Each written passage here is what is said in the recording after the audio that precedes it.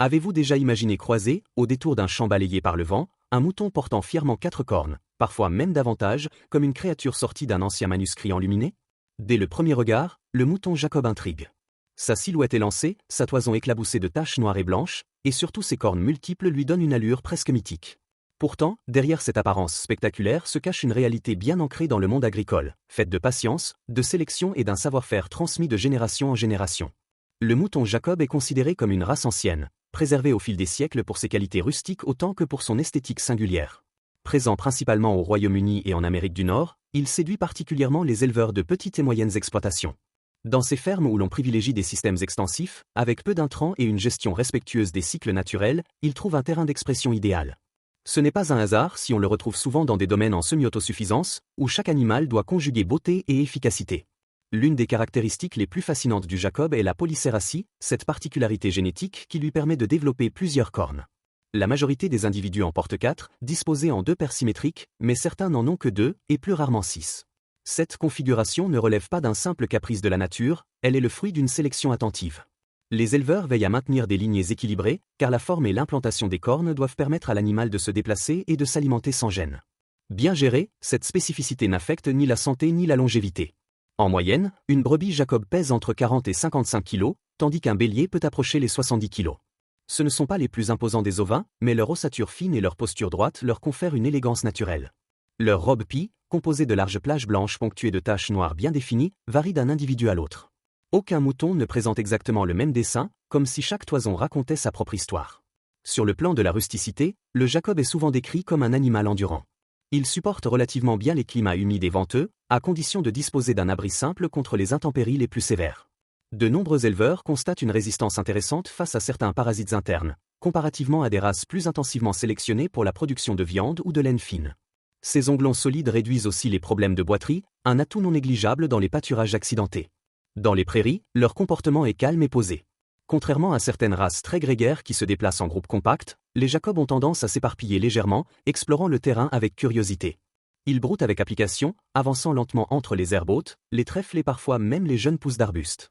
Cette capacité à valoriser une végétation variée en fait de bons gestionnaires naturels des pâturages, contribuant à l'entretien des espaces sans nécessité d'intervention mécanique constante.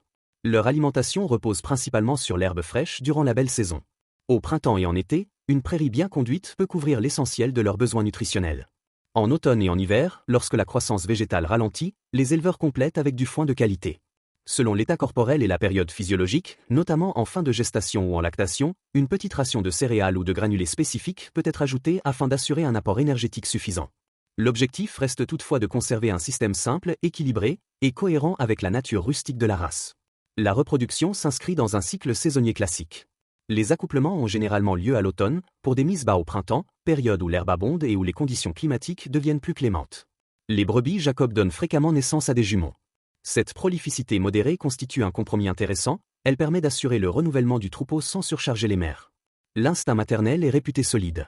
Quelques minutes après la naissance, l'agneau tente déjà de se lever, guidé par l'odeur du lait et la chaleur du flanc maternel. Ce moment fragile, au cœur du printemps, symbolise la continuité d'une lignée ancienne. Dans les premières heures, l'agneau reçoit le colostrum, un lait riche en anticorps essentiels pour renforcer son immunité. Rapidement, il acquiert l'énergie nécessaire pour suivre sa mère dans les déplacements quotidiens. Observer un petit troupeau de Jacob au lever du jour, avec les agneaux bondissant maladroitement dans la rosée, offre un spectacle à la fois simple et profondément vivant. Au fil des saisons, ces moutons inscrivent leur présence dans le paysage rural. Ils ne sont pas seulement des producteurs de laine ou des reproducteurs sélectionnés, ils participent à un équilibre agricole où la diversité génétique devient une richesse. À une époque où l'uniformisation menace de nombreuses races domestiques, le Jacob rappelle l'importance de préserver des patrimoines vivants. Et derrière ses cornes spectaculaires et sa robe contrastée, c'est toute une philosophie d'élevage, patiente et mesurée, qui commence à se dévoiler. Lorsque les derniers frimas de l'hiver s'estompent et que les journées s'allongent, un moment très attendu approche dans les fermes qui élèvent des Jacobs, la tonte annuelle. À première vue, cela peut sembler être une simple opération technique. Pourtant, c'est un véritable rituel agricole, précis et presque chorégraphié, qui marque le passage vers la saison chaude. En quelques minutes, la silhouette du mouton se transforme radicalement, révélant un corps plus fin sous l'épaisse toison accumulée durant l'année. La tonte a généralement lieu au printemps, juste avant que les températures ne deviennent trop élevées. Ce timing n'est pas anodin. Une toison trop lourde en été peut provoquer un stress thermique, tandis qu'une tonte trop précoce exposerait l'animal au dernier froid. Les éleveurs observent donc attentivement la météo et l'état du troupeau. Un tondeur expérimenté peut tondre un mouton en 3 à 5 minutes, en utilisant une tondeuse électrique équipée de peignes adaptés. Le geste est sûr, fluide, et vise à retirer la laine en une seule pièce, appelée toison, afin de préserver au maximum la longueur et la cohérence des fibres.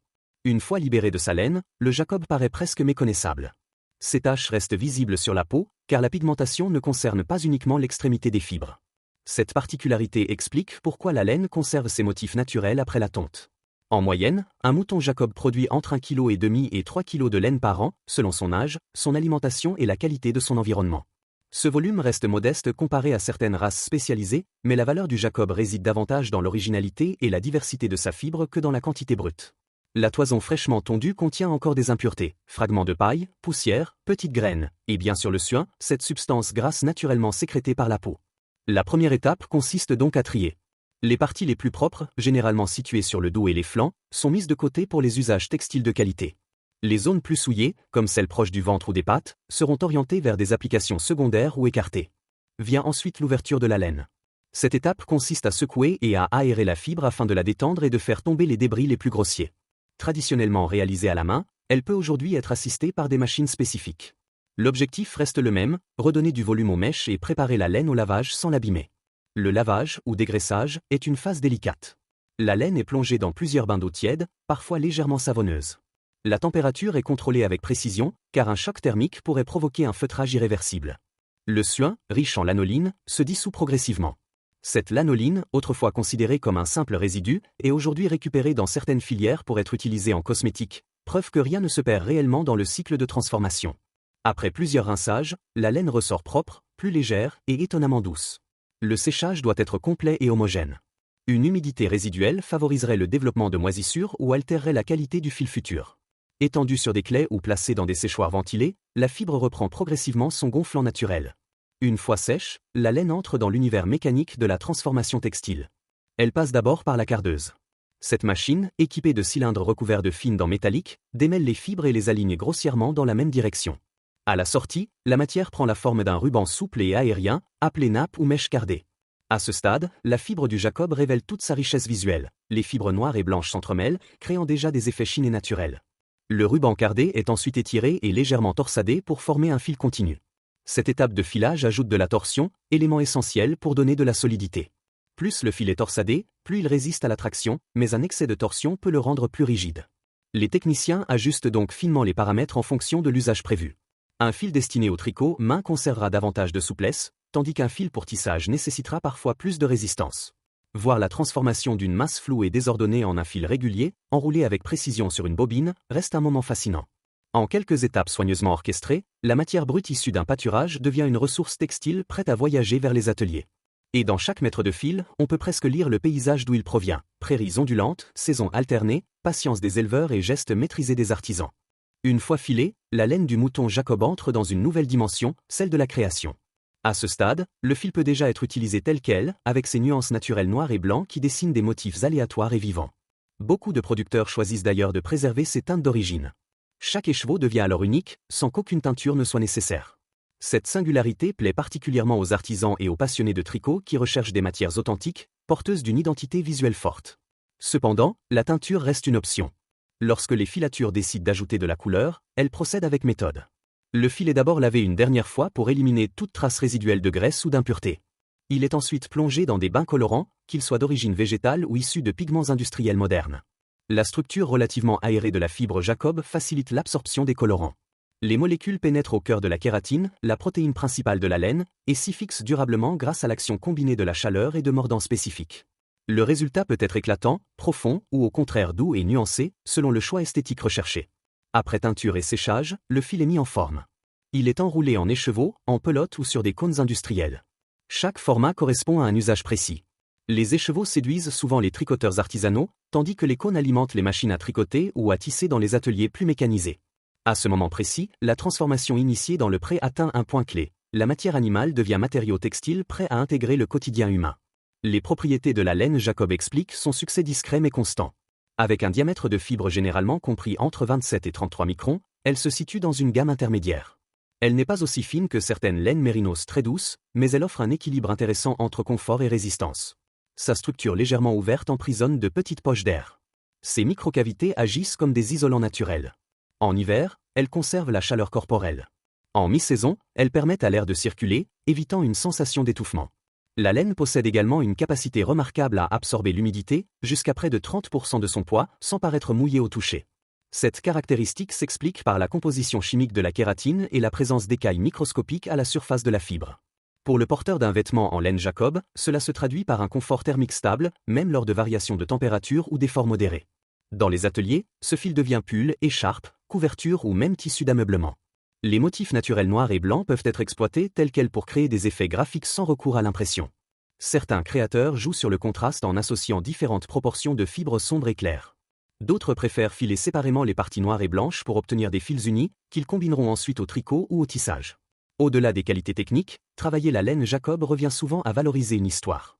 Celle d'une race ancienne maintenue grâce à des éleveurs attachés à la diversité génétique. Dans un contexte où de nombreuses races ovines ont été standardisées pour maximiser un seul critère de production, la préservation du Jacob témoigne d'un choix différent, celui de la pluralité, de l'adaptation locale et du respect des caractéristiques originelles. Sur le plan environnemental, les systèmes d'élevage extensifs associés à cette race peuvent contribuer à l'entretien des paysages. Les moutons pâturent, limitent l'embroussaillement et favorisent la biodiversité floristique lorsqu'ils sont intégrés dans une gestion raisonnée. La laine, quant à elle, est biodégradable. En fin de vie, un textile en laine se décompose naturellement, restituant ses composants organiques au sol, bouclant ainsi un cycle commencé dans la prairie. Observer ce parcours, du broutage tranquille dans un champ verdoyant jusqu'aux vêtements portés lors d'une soirée d'hiver, permet de saisir la continuité entre agriculture et artisanat. Rien n'est instantané. Chaque étape demande du temps, de l'attention et des compétences spécifiques. Le mouton Jacob, avec ses cornes multiples et sa toison contrastée, incarne cette lenteur constructive, loin des rythmes industriels effrénés. La prochaine fois que vous tiendrez entre vos mains un fil aux nuances naturelles, peut-être imaginerez-vous les collines où pèsent ces animaux singuliers, le bruit régulier de la tondeuse au printemps, le ronronnement des cardeuses et la patience du filage. Derrière chaque maille se cache un paysage, une saison et un savoir-faire. Et vous, seriez-vous prêt à porter un fragment vivant de cette histoire agricole sur vos épaules ?